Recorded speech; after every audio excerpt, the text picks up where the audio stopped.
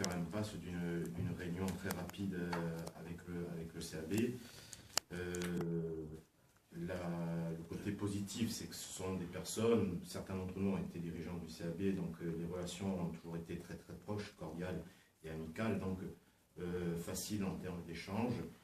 Il faut savoir que l'ensemble des dirigeants ici n'a aucune animosité, aucune rivalité, et insister sur le fait que les félicitations étaient sincères. La démarche que l'on a eue vis-à-vis du CAB, en tout cas, est une démarche qu'on avait réfléchi il y a quelque temps. On n'a pas improvisé à l'accession du CAB. C'est quelque chose c'est un projet qu'on avait un peu, en tout cas de notre côté, imaginé en cas d'accession.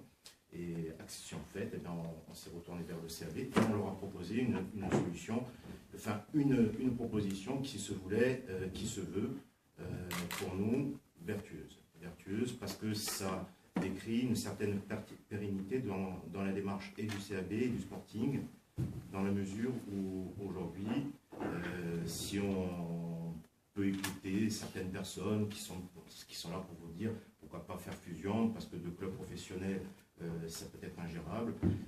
Les fusions, juste pour l'anecdote, une fusion en termes sportifs, c'est le défi aux mathématiques, c'est 1 + 1 = 1. Et au contraire, il faut partir de cette embellie en termes de représentation professionnelle au sein du football à Bastia pour en faire quelque chose encore une fois, positif et audacieux. Audacieux, pourquoi? Parce que ce qu'on a proposé au CAB, nous, au Sporting, au-delà de les accueillir chez nous, comme on doit les accueillir, c'est une démarche d'association.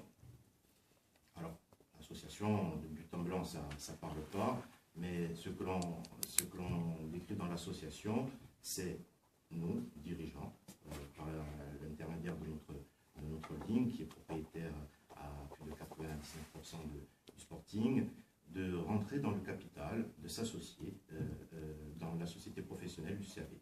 Alors là, encore une fois, il faut tuer toute espèce d'analyse fausse.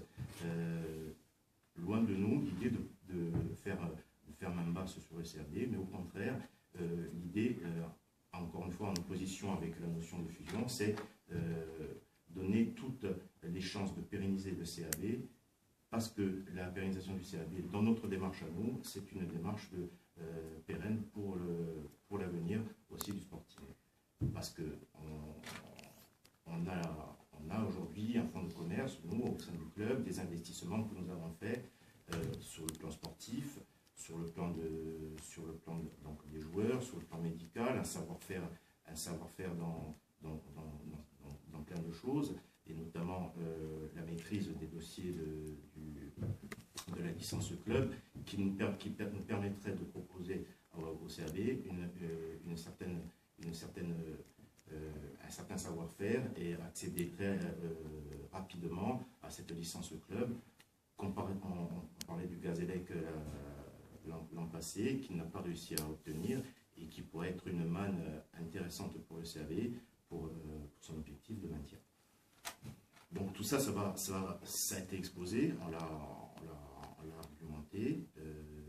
On a eu un retour positif des dirigeants que l'on a rencontrés du CAB. Eux, de leur côté, ont besoin de se retourner vers leur comité directeur. On attend une réponse. Si la réponse est positive, nous, on est prêt à marcher à côté d'eux et à les aider et à